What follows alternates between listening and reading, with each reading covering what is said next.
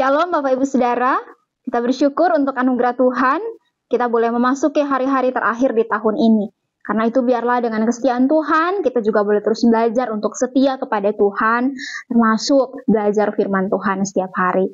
Bapak Ibu, mari kita berdoa sebelum kita membaca dan merenungkan firman Tuhan hari ini. Mari kita berdoa. Tuhan, terima kasih. Kami mau mengakui bahwa hanya Engkau satu-satunya Tuhan dalam hidup kami. Kami bersyukur kalau atas anugerah Tuhan, kami boleh memasuki hari-hari terakhir di tahun ini.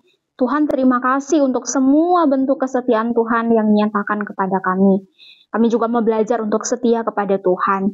Saat ini ketika kami mau mendengarkan Tuhan berbicara, Tuhan tolong sampaikan isi hati-Mu kepada kami, berikanlah kami hikmat, pengertian, tetapi juga kesanggupan untuk menghidupi firman yang kami dengar. Di dalam nama Tuhan Yesus, kami berdoa. Amin.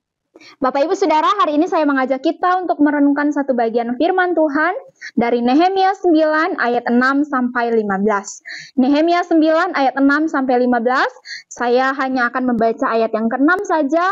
Silakan Bapak Ibu Saudara boleh membaca ayat-ayat setelahnya. Demikian firman Tuhan. Hanya Engkau adalah Tuhan. Engkau telah menjadikan langit, ya, langit segala langit dengan segala bala tentaranya, dan bumi dengan segala yang ada di atasnya, dan laut dengan segala yang ada di dalamnya. Engkau memberi hidup kepada semuanya itu, dan bala tentara langit sujud menyembah kepadamu. Bapak Ibu Saudara yang dikasihi Tuhan, sebagian besar dari kita, bahkan mungkin semua, saya rasa pasti familiar dengan yang namanya Monumen Nasional, atau yang biasa kita kenal dengan singkatan Monas. Monas berada dekat dengan Gereja Kristus Ketapang, tempat kita beribadah. Bapak Ibu Saudara, tahukah kita bahwa monumen ini dibangun untuk memperingati perjuangan para pendahulu bangsa kita untuk meraih kemerdekaan. Monas berdiri megah dengan obor emas di puncaknya. Ini menjadi lambang semangat perjuangan yang tidak pernah padam.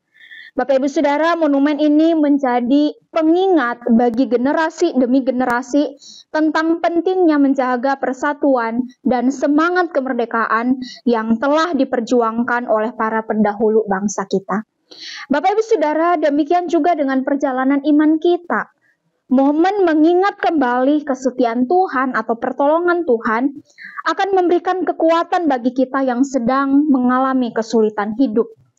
Momen mengingat kembali juga menjadi latihan rohani agar kita terus menyadari bahwa Tuhan itu senantiasa hadir dalam hidup kita.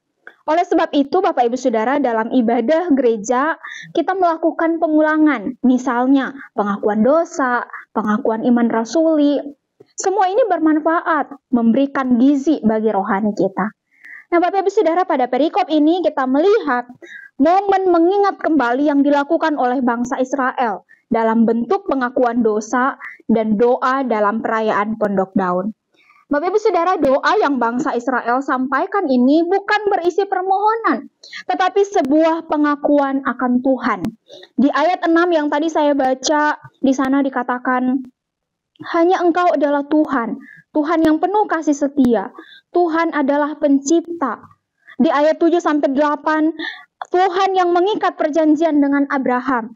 Di ayat 9-10, Tuhan sang penyelamat. Di ayat 12, Tuhan sang pemelihara hidup. Lalu di ayat 13-14, Tuhan yang memberikan peraturan dan sabat. Lalu di ayat 15, Tuhan yang memberikan tanah perjanjian dengan sumpahnya. Lalu di ayat 16-31, kalau kita melanjutkan di sana kita akan melihat penyesalan umat Israel atas kegagalan mereka. Namun di tengah semua kegagalan mereka, mereka terus mengalami kesetiaan Tuhan. Bapak Ibu Saudara, hidup kita adalah ibadah yang seharusnya terus diisi dengan ingatan-ingatan akan kesetiaan Tuhan yang kekal. Melalui ingatan tentang perbuatan Tuhan yang ajaib dalam hidup kita, kita dapat berkata, hanya Dialah satu-satunya Tuhan. Karena itu mari kita terus punya momen di mana kita mulai mengingat kesetiaan Tuhan. Kalau bisa Bapak Ibu Saudara, bikin jurnal, catat setiap kesetiaan Tuhan di dalam hidup kita, sehingga kita akan terus dimampukan untuk menjalani hari-hari ke depan dengan penyertaan Tuhan yang sama. Mari kita berdoa. Tuhan, terima kasih untuk semua bentuk kesetiaan Tuhan dalam hidup kami.